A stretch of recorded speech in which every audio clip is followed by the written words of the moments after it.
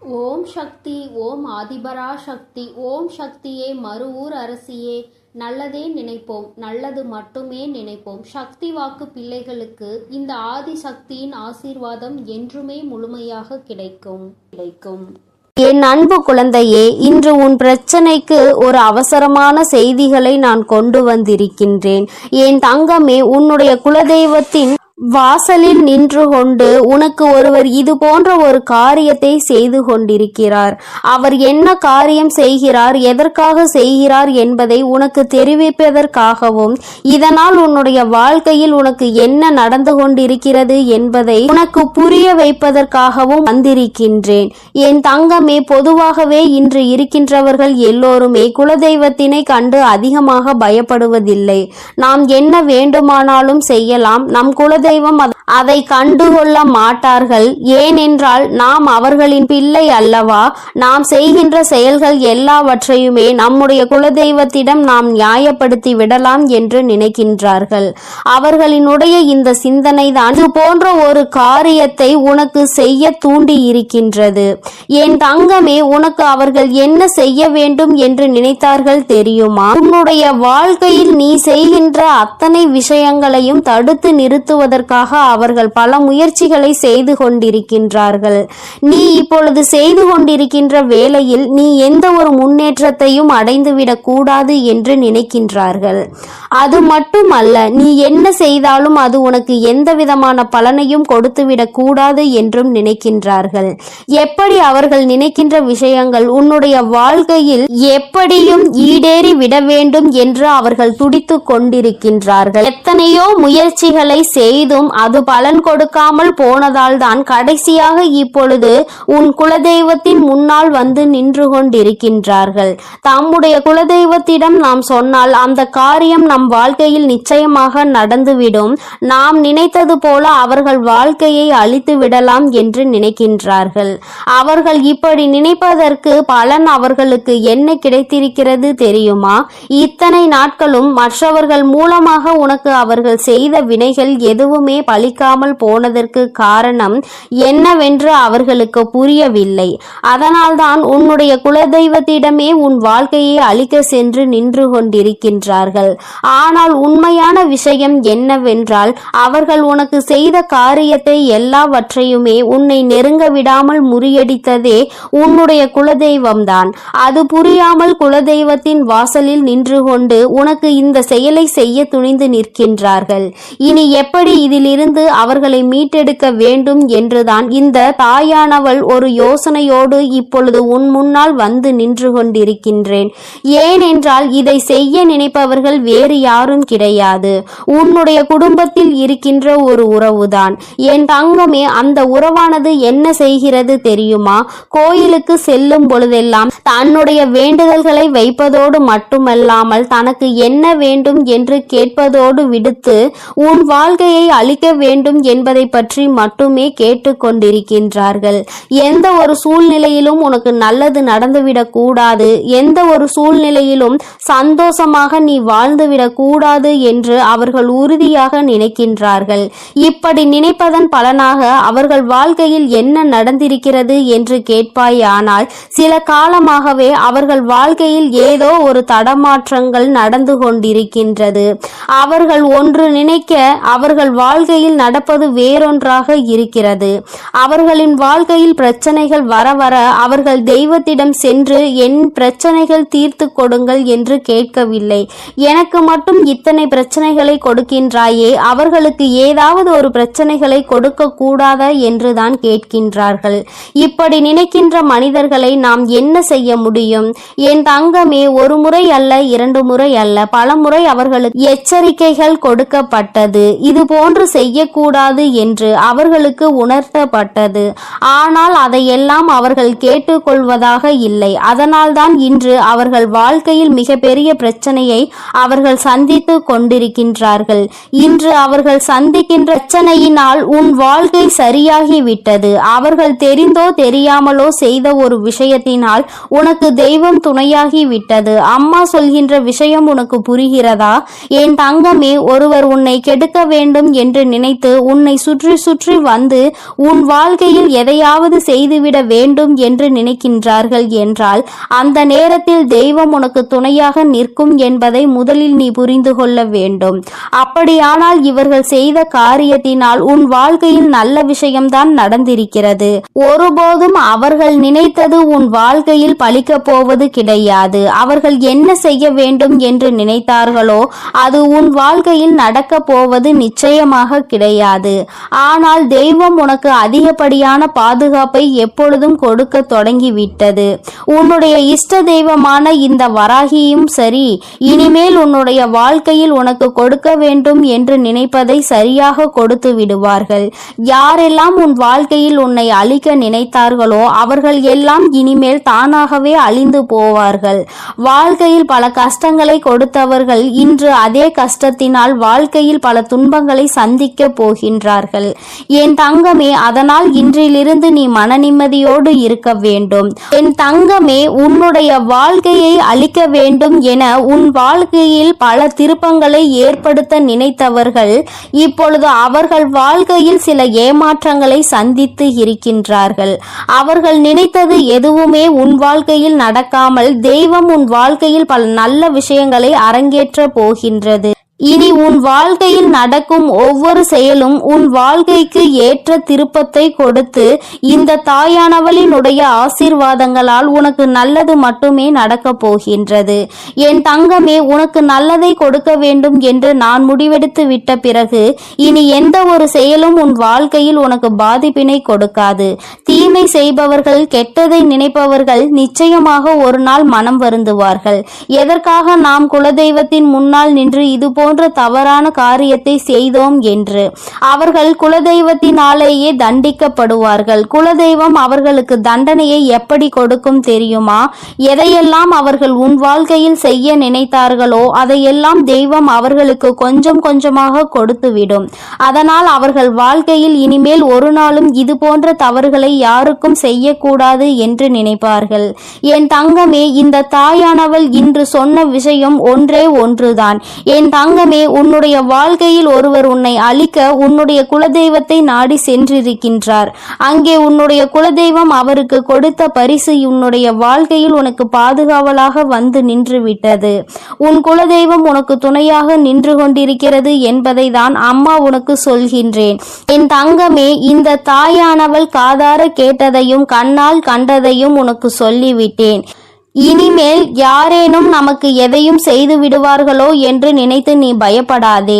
அவர்கள் உனக்கு காவலாக வந்ததற்கு காரணமே இவர்கள் குலதெய்வத்திடம் சென்று சொல்லி குலதெய்வம் செய்யாமல் போன விஷயத்தை அவரிடமும் சென்று கேட்க கூடாது என்பதற்காக தான். உனக்கு பாதுகாவலாக இனிமேல் உன் குலதெய்வம் உன் வாசலிலேயே நின்று கொண்டிருப்பார்கள் என்பதை மட்டும் நினைவில் வைத்துக்கொள். இனி என்றுமே உன்னுடைய வாழ்க்கையில் உனக்கு முழுமையான சந்தோஷம் மட்டுமே கிடைக்கும். உன்னை அழிக்க நினைத்தவர்கள் முன்னிலையில் நீ நல்லபடியாக வாழ்ந்து காட்ட போகிறாய். என் தங்கமே, உன்னுடைய குலதெய்வத்தினுடைய ஆசீர்வாதத்தோடு உன் வாழ்க்கையில் இனி எல்லாமே உனக்கு நன்மையாக மட்டுமே நடக்கப் போகிறது. அவர்கள் எப்பொழுதும் உன்னை பாதுகாத்து கொண்டும் அரவணைத்து கொண்டும் இருக்கின்றார்கள். என் தங்கமே, உனக்கு கெடுதல் செய்பவர்கள் யாராக வேண்டுமானாலும் இருக்கட்டும், அதற்கான தண்டனையை அவர்கள் கூடிய விரைவில் அவர்களினுடைய வாழ்க்கையில் சந்தித்தே தீருவார்கள் என்பதில் எந்த ஒரு மாற்று கருத்துமே கிடையாது. என் தங்கமே, அதனால் நீ எதை நினைத்தும் கலங்க வேண்டாம், எதை நினைத்தும் பயப்பட வேண்டாம். உன்னோடு உனக்கு துணையாக உன் வராகி அம்மாவும் உன்னுடைய குலதெய்வமும் எப்பொழுதும் இருந்து கொண்டிருப்போம் என்பதை நினைவில் வைத்துக்கொண்டு உன்னுடைய வாழ்க்கையை நீ சந்தோஷமாக வாழ்ந்து கொண்டே இருந்தால் போதும். நீ நல்லதையே நினைக்கும் பொழுது உன் வாழ்வில் எப்பொழுதும் உனக்கு நல்லது மட்டுமே நடக்கும் என்பதை நீ முழுமையாக நம்ப வேண்டும். எல்லாம் நன்மைக்கே. என் அன்பு பிள்ளையே, இப்போது உன் வாழ்வில் என் வரவின் தேவை இருப்பதால் தான் அவசியமாக உன் குலதெய்வம் உன்னை தேடி வந்துள்ளேன். இது உன் கண்ணில் பட்டுள்ளது என்றாலே உன் தேவைகள் எல்லாம் நிறைவேறி உன் வேண்டுதல்கள் எல்லாம் அரங்கேற போகிறது என்பதை புரிந்து கொண்டு நான் சொல்ல வருவதை முழுமையாக கேட்டு முடிக்க வேண்டும் என் செல்லமே. இந்த குலதெய்வத்தின் வாக்கை தவறவிடாமல் கேட்டுவிடு. உன் வாழ்வில் நடக்க வேண்டியது எல்லாம் நிறைவாய் நடந்து முடியும். இப்போது உன் மனதில் இருக்கக்கூடிய குறைகளும் உனது மனதில் இருக்கக்கூடிய கவலைகளும் எப்போதும் எதையாவது சிந்தித்து கொண்டே இருக்கும். உன்னுடைய தவறும் எல்லாவற்றையும் புரிந்ததால் தான் உன்னுடைய குலதெய்வம் இப்பொழுது உன்னிடம் பேசுவதற்காக வந்திருக்கிறேன். உன்னிடம் சொல்லி தைரியத்தையும் சமாதானத்தையும் கொடுப்பதற்காக அவசரமாக ஓடோடி வந்தேன். நீ பல நேரங்களில் என்னை நினைப்பதையும் வணங்குவதையும் மறந்து விடுகிறாய். ஆனால் உன் குலத்தை காக்கும் உன் குலதெய்வம் நான் எப்படி உன்னை மறக்க முடியும்? நீ என்னுடைய வம்சம் அல்லவா? நீ என்னுடைய சன்னதி அல்லவா? உன்னை எப்படி நான் வெறுக்க முடியும்? நான் நிச்சயம் உன்னை காப்பாற்றுவதற்காக கடமைப்பட்டுள்ளேன். உன்னுடைய பிரச்சனைகளில் இருந்து உன்னை மீட்டெடுப்பதற்காக ஓடோடி வந்துள்ளேன். நித்தமும் ஏதாவது ஒரு வகையில் நல்லது நடந்துவிடும் என உன் வராகி அம்மாவை நீ வணங்கி கொண்டிருக்கிறாய். ஆனால் எதுவும் நல்லது நடக்கவில்லையே என மனதிற்குள் வருத்தத்தோடு சுற்றி திரிகிறாய். இப்போது நானே உன்னை தேடி வந்து விட்டேன். உன் மனமானது நான் சொல்வதை முழுமையாக கேட்டாலும் கூட அதை எந்த அளவிற்கு நீ நம்பிக்கையோடு ஏற்றுக்கொள்கிறாய் என்பதை உன்னால் அறிய முடியும் தானே. இப்போது நான் உனக்கு என்ன சொன்னாலும் என்ன செய்தாலும் உன் யோசனைகள் எல்லாம் உன்னுடைய பிரச்சனைகளை பற்றியும் நீ நினைத்த காரியத்தை பற்றியும் தானே இருக்கிறது. பிரச்சனைகளில் இருந்து எப்படி வெளிவர போகிறோம், நான் நினைத்த காரியத்தில் எப்படி வெற்றியை அடைய போகிறேன் என்று நித்தமும் நீ சிந்தனையில் மூழ்கி இருப்பதால் எதையும் யோசிக்க முடியாமல் தெளிவான முடிவு எடுக்க முடியாமல் தடுமாறுகிறாய். உன்னுடைய எல்லா பிரச்சனைகளுக்குமான தீர்வை உன்னால் மனதிற்குள் அமர்ந்து கொண்டு நான் சொல்லிக்கொண்டே இருப்பதன் ஏன் உன்னால் கேட்க முடியவில்லை? என் செல்லமே, என் மீது அசைக்க முடியாத ஆழமான நம்பிக்கை வைத்திருப்பவர்களில் நான் ஒருபோதும் தோற்று போக விடமாட்டேன். நீ பல நேரங்களில் என்னை வணங்கியது கிடையாது. உன் குலதெய்வம் நான் தான் என்பதை கூட நீ யோசித்து உணர்ந்தது கிடையாது. ஆனால் உன்னை பெற்றவர்கள் அப்படி இல்லையே. அவர்கள் பலமுறை என்னை வணங்கி இருக்கிறார்கள். எனக்காக பல பிரசாதங்களை படைத்திருக்கிறார்கள். என்னையும் என் குடும்பத்தையும் நீங்கள் தான் காப்பாற்ற வேண்டும் என பொறுப்பை என்னிடம் ஒப்படைத்து இருக்கிறார்கள். அப்படி இருக்கும்போது நான் எப்படி உன்னை சும்மா விட்டுவிட முடியும்? அதனால்தான் உனக்கும் உன் குடும்பத்திற்கும் உன் வாழ்க்கைக்கும் உன்னை சுற்றி இருக்கக்கூடிய உறவுகளுக்கும் நல்லது செய்வதற்காக ஓடோடி வந்துள்ளேன். உனக்காக அனைத்தையும் பார்த்து பார்த்து செய்து கொண்டிருக்கும் என்னையும் என் அன்பையும் உனக்காக அருள் செய்ய வந்திருக்கும் என் தூய்மையான உள்ளத்தையும் நீ எப்போது புரிந்து கொள்ள போகிறாய்? நீ கேட்ட உடனே நொடி பொழுதில் என்னால் உனக்கானதை செய்து கொடுக்க முடியும். உன்னுடைய அத்தனை கஷ்டங்களையும் பிரச்சனைகளையும் கூட மாற்றி அமைத்து சரி செய்ய முடியும். என் செல்லமே, இருந்தும் கூட நீ கேட்டதை எதற்காக நான் இன்னும் செய்து தரவில்லை என தெரியுமா? எல்லாம் உன் மேல் உள்ள அக்கறையில்தான் என்பதை நீ புரிந்து கொள். ஒரு விஷயம் நான் உனக்கு கொடுக்கிறேன் என்றால் அது உன் வாழ்க்கைக்கு சரியாக வருமா? உனக்கு அதன் மூலமாக நிம்மதி கிடைக்குமா என எல்லாவற்றையும் யோசித்துதான் நான் செய்வேன். உன் வாழ்க்கைக்கு எது தேவையோ நீ கேட்பதை எல்லாம் கொடுத்தால் உன் வாழ்க்கை நிம்மதியாகவும் நிலையானதாகவும் நன்மைகளை தருவதாகவும் இருக்குமா என பார்த்துதானே உனக்கு அதனை நான் செய்து கொடுத்து கொண்டிருக்கிறேன். உனக்கு தேவையான நேரத்தில் தேவையான சமயத்தில் அனைத்தையும் உன்னிடம் கொண்டு வந்து சேர்க்கும் வேலைகளை தான் நான் செய்து கொண்டிருக்கிறேன். உனக்கான நேரமும் காலமும் கூடி வந்து விட்டது என் செல்லமே. உன் வாழ்க்கையின் மீது உன்னை விட உன் அம்மாவாகிய எனக்கு தான் பொறுப்பு அதிகம் இருக்கிறது. கூடிய விரைவில் உனக்கான நல்லதை நான் நடத்தி கொடுத்து உன்னை சந்தோஷமாய் வாழ வைப்பேன். அதுதானே எனது கடமையும் பொறுப்பும். நிச்சயமாக என் ஆசீர்வாதத்துடன் நீ ஆசைப்பட்டது எல்லாம் உன்னிடம் கொண்டு வந்து சேர்க்க வேண்டியது என்னுடைய பொறுப்பு. தேவையில்லை தேவையில்லாமல் பயப்படுவதும் குழப்பமடைவதும் வேண்டாம். நான் இருக்கும்போது உனக்கென்ன கவலை? மனமகிழ்ச்சியோடு இருக்க முயற்சி செய். இறுதி கட்டத்தை நீ நெருங்கி வந்து விட்டாய். என் செல்லமே, உன்னை சுற்றி சுற்றி வந்து உன்னையே பாதுகாத்து கொண்டிருக்கும் என்னை உணர்ந்து கொள்ள முடியாமல் ஏன் இப்படி கஷ்டத்திலும் குழப்பத்திலும் சிக்கி தவிக்கிறாய்? உன் மனதிற்குள் ஏகப்பட்ட யோசனைகளும் பலதரப்பட்ட குழப்பங்களும் கவலைகளும் இப்படி உன்னை சூழ்ந்திருந்தால் எப்படி உன்னால் வாழ்க்கையை சந்தோஷமாக அனுபவித்து வாழ முடியும்? நிம்மதி இல்லாமல் அலைபாய்ந்து கொண்டே இருக்கிறாய். தைரியமாக இரு. உன் வாழ்வில் திடீர் திருப்பத்தை ஏற்படுத்தி நீ நினைத்த எல்லாம் உனக்கு ஏற்றபடி நான் செய்து காட்டுவேன். உன் வாழ்க்கையில் இன்பம் வராமல் இருந்து விடாது என் செல்லமே. ஏற்றம் வருமா வராதா, அல்லது இழப்புகளை என் வாழ்க்கையாக்கி விடுமா என நினைத்து மனதளவில் சோர்ந்து போய் இருக்கும் உன்னை என்னால் கண்கொண்டு பார்க்க முடியவில்லை. அதனால்தான் உன்னை மகிழ்விப்பதற்காக, உன் மனதை குளிர்விப்பதற்காக உனக்கான நல்லதை நடத்தி கொடுக்க ஓடோடி வந்து விட்டேன். இந்த குலதெய்வ வாக்கை சாதாரணமாக நினைத்து கொள்ளாதே. வாழ்க்கையில் திடீர் திருப்பத்தின் மூலமாக சந்தோஷத்தை நான் உனக்கு கொடுக்க போகிறேன். இந்த குலதெய்வம் குடும்பத்திற்கான வாக்கை, தெய்வ தீர்ப்பை நான் சொல்லிவிட்டேன். என் செல்லமே, இனி எல்லாம் சந்தோஷமான செய்திகள் உன் வாழ்வில் ஒவ்வொன்றாக வந்து சேரும். உன்னை சுற்றி இருக்கும் எல்லா கஷ்டமான சூழ்நிலைகளும் எல்லாம் விரைவில் மாறும். மாற்றம் ஒன்றுதானே மாறாதது. எந்த விஷயம் உன் மனதை காயப்படுத்தி இருக்கிறதோ, எந்த விஷயம் உனக்கு வேதனையை தந்து கொண்டிருக்கிறதோ அதை நீ சொல்லிதான் நான் தெரிந்து கொள்ள வேண்டும் என்ற அவசியம் கிடையாது.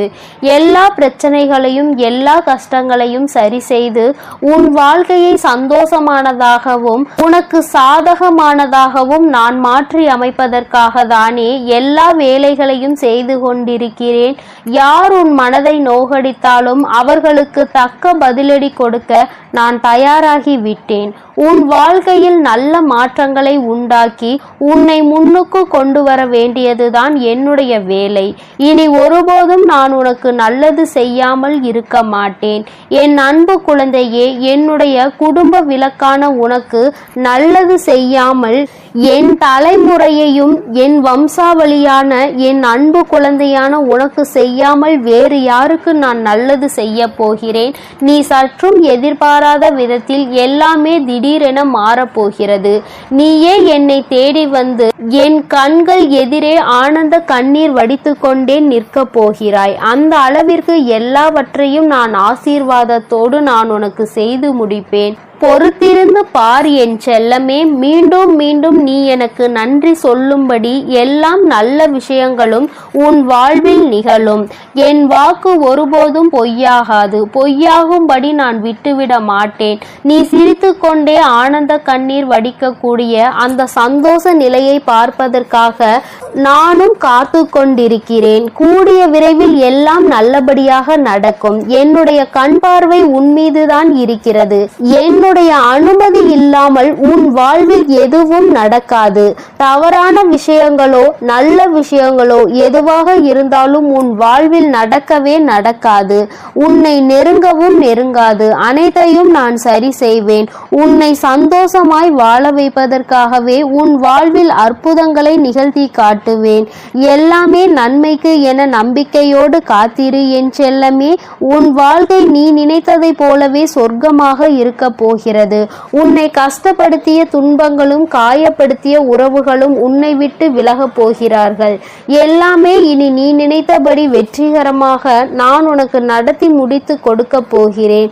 நீ நினைத்த விஷயங்களை எல்லாம் நல்லபடியாக நடக்கச் செய்து உன்னை நான் எப்பொழுதும் ஆசீர்வதித்து கொண்டே இருக்க போகிறேன். என் தங்க பிள்ளையே, அதனால் நீ எதற்காகவும் கலங்காதே. எதை நினைத்தும் வருந்தாதே. நீ நல்லதையே நினைத்தால் உன் வாழ்வில் எப்பொழுதும் உனக்கு நல்லது மட்டுமே நடக்கும்.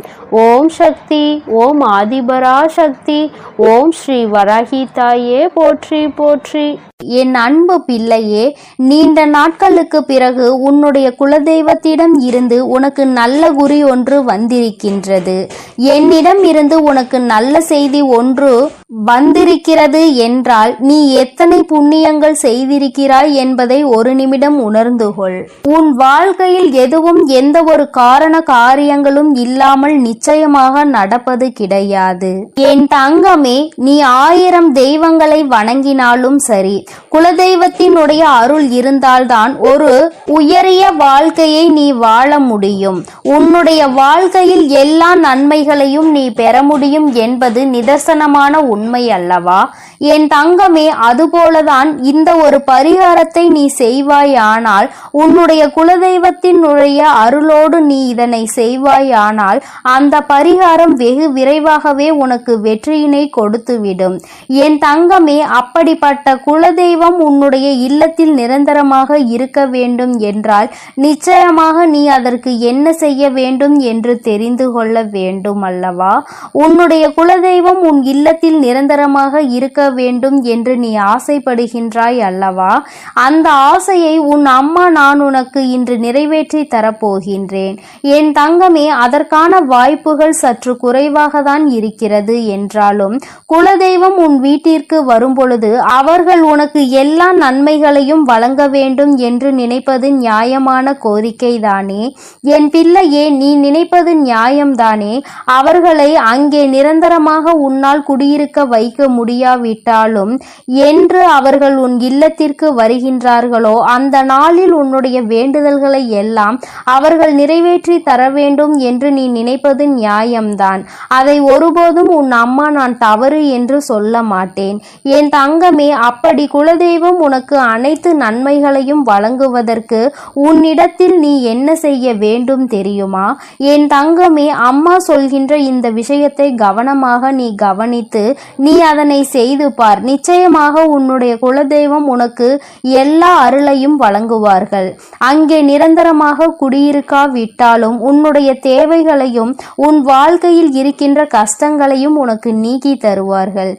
என் தங்கமே, ஒரு எலுமிச்சை பழமும் ஒரு 3 1 நாணயங்களும் உன்னிடத்தில் இருந்தால் போதும். இந்த பரிகாரத்தை வளர்பிறையில் வரக்கூடிய வெள்ளிக்கிழமை அன்று நீ செய்ய வேண்டும்.